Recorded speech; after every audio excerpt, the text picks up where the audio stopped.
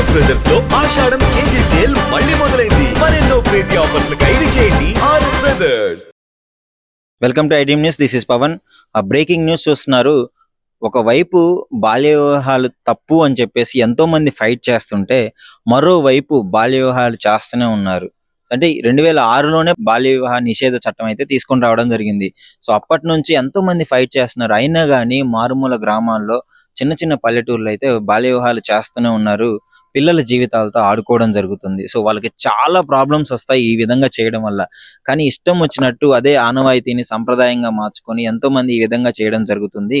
So ఇలాంటి ఘటన రంగారెడ్డి జిల్లా చేవెళ్ల మండలంలోని నందిగాంలో అయితే చోటు చేసుకుంది. 13 ఏళ్ల బాలికకి 40 ఏండ్ల ఆయనతో వివాహం చేయడం జరిగింది.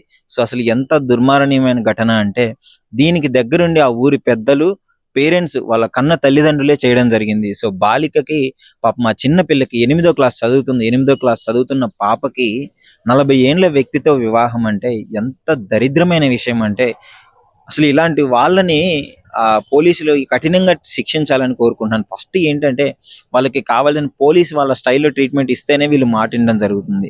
సో ఏంటి అసలు పాపం ఆ చిన్న పాపకి ఏం అర్థం కావట్లేదు. 13 ఏళ్ల వయసు అంటే 8వ క్లాస్ చదువుతుంటుంది. ఏం తెలియని వయసు. 40 ఏండ్ల వ్యక్తికి ఇచ్చి అసలు ఏ విధంగా వాళ్ళ పేరెంట్స్ చేసినారో కూడా తెలియట్లేదు. వాళ్ళ పేరెంట్స్ అయితే పేద కుటుంబం అని తెలుస్తుంది. సో ఊళ్ళో వాళ్ళ ఒత్తిడి, పాపం వీళ్ళందరూ పేరెంట్స్ ఒత్తిడి పెట్టడంతో పాప ఒప్పుకున్నట్టయితే తెలుస్తుంది. పాప పెళ్లి అయిన తర్వాత వాళ్ళ ఉపాధ్యాయుడికి అయితే కంప్లైంట్ ఇవ్వడం జరిగింది. తెలివిగా ఆ పాప తెలివి చూడండి. సో వాళ్ళ సార్కి చెప్పడంతో, వాళ్ళ సారు ఆ ఊరి తహసీల్ సార్తో, అదే విధంగా ఇన్స్పెక్టర్తో ఇన్ఫార్మ్ చేయడంతో ఈ ఘటన వెలుగులోకి వచ్చింది. సో వాళ్ళ పేర్లు, వాళ్ళకి నేను డీటెయిల్స్ చెప్తాను, ఒకసారి మీరు షాక్ అవుతారు. చూడండి. శ్రీనివాస్ గౌడ్ అంటే ఆయన 40 సంవత్సరాలు. సో పాపము అసలు వాళ్ళు ఎవరెవరైతే తప్పు చేశారో వాళ్ళందరినీ బొక్కలో వేస్తే గానీ వీళ్ళు మాటినరు. ఎవరైతే ఆ శ్రీనివాస్ గౌడ్ పాపం చిన్న పిల్ల, అసలు వాడి బుద్ధికి ఏమైంది? 40 ఏండ్లు వచ్చినాయి కదా. వాళ్ళ కూతురు వయసు ఉంటుంది ఆ పాపకి.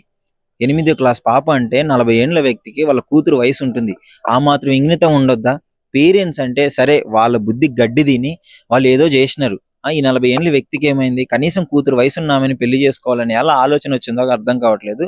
ముఖ్యంగా పోలీసు వాళ్ళైతే వీళ్ళందరినీ అదుపులోకి తీసుకోవడం జరిగింది.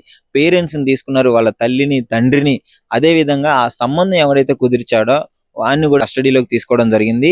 సో ముఖ్యంగా పెళ్లి కొడుకు మీద పోక్సో కేసు కూడా వేసే అవకాశం ఉంది. ఎందుకంటే 8వ తరగతి చదువుతున్న బాలిక, డెఫినెట్లీ పోక్సో కేసు అయితే పడేటట్టు అవకాశం ఉంది.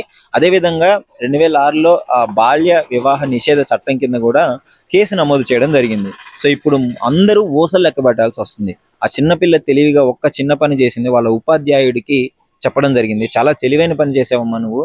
సో ఉపాధ్యాయుడు తక్షణమే యాక్షన్ తీసుకొని ఈ విధంగా చేయడంతో పాప మా బాలిక సేఫ్ అయింది. సో ఆ పాపనైతే సో సురక్షిత వాళ్ళ కౌన్సిలింగ్ ఇవ్వడానికి అయితే తీసుకెళ్లడం జరిగింది.